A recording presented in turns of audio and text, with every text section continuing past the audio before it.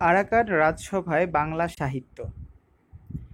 Arakan রাজসভার পৃষ্ঠপোষকতায় মধ্যযুগে বাংলা সাহিত্যের যে বিকাশ সাধিত হয়েছিল তা বাংলা সাহিত্যের ইতিহাসে বিশেষভাবে উল্লেখযোগ্য। আরাকানকে বাংলা সাহিত্যে রোসাং বা রোসাঙ্গ নামে উল্লেখ করা হয়েছে। বার্মার উত্তর-পশ্চিম সীমায় এবং চট্টগ্রামের দক্ষিণে সমুদ্রের তীরে এর অবস্থান ছিল। আরাকানের রাজসভায় স্থান পেয়েছিলেন বাংলা ভাষার কয়েকজন কবি। তাদের মধ্যে আছেন আলাউল, দৌলত কাজী, খরিশি মাগন ঠাকুর। এ কবি তিনজনের সবাই সপ্তদশ শতকের। দৌলত কাজী ১৭ শতকের একজন উল্লেখযোগ্য কবি। দৌলত কাজী তিনি হিন্দি কবি সাধন রচিত প্রেমাখ্যান মৈনাসৎ অবলম্বনে রচনা করেন সতীময়না লোর চন্দ্রানী কাব্য। দৌলত কাজী কাব্যটি সমাপ্ত করতে পারেননি। তার মৃত্যুর ২০ বছর পর আলাওল কাব্যটির দ্বিতীয় খণ্ডের বর্ণনা এবং সম্পূর্ণ তৃতীয় খণ্ড রচনা করেন। আলাউল ছিলেন আরাকানের রাজসভার কবিদের মধ্যে শ্রেষ্ঠ। শুধু তাই নয়, তিনি ছিলেন মধ্যযুগের মুসলমান কবিদের মধ্যে সর্বশ্রেষ্ঠ কবি।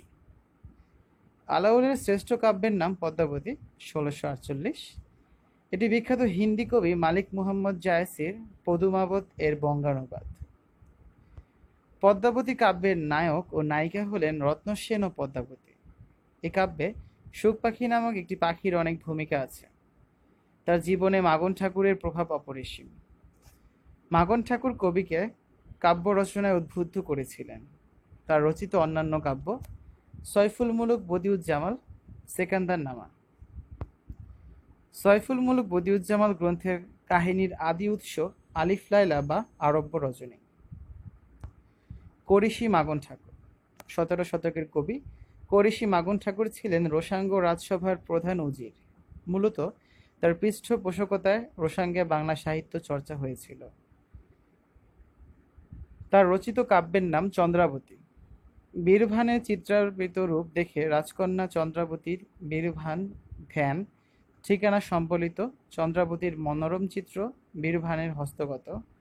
চন্দ্রাবতী লাভে মন্ত্রীপুত্র সুতের সহায়তায় বীরভানের নাগের বাঘের যক্ষের সাথে দ্বন্দ্ব সংঘর্ষে জয়লাভ এবং নানা প্রতিকূলতা অতিক্রম করে অবশেষে চন্দ্রাবতী লাভ।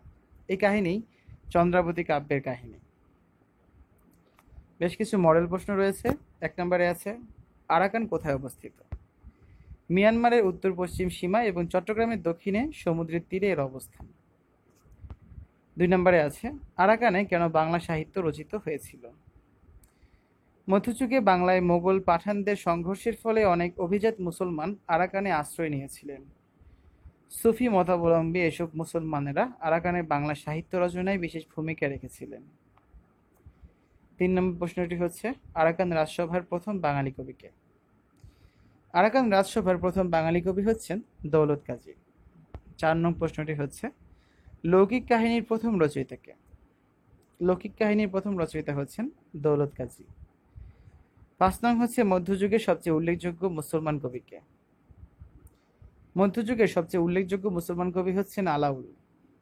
৬ মূলত কোন কাব্যের অনুসরণে পদ্মাবতী রচিত? পদ্মাবতী হিন্দি কবি মালিক মুহাম্মদ জায়সির পদুমাবত এর বাংলা ভাষার কাব্যানুবাদ। ৭ নং প্রশ্নটি হচ্ছে পদ্মাবতী কাব্য কোন কাহিনী অবলম্বনে রচিত? পদ্মাবতী কাব্য চিতোরের রানীর কাহিনী অবলম্বনে রচিত।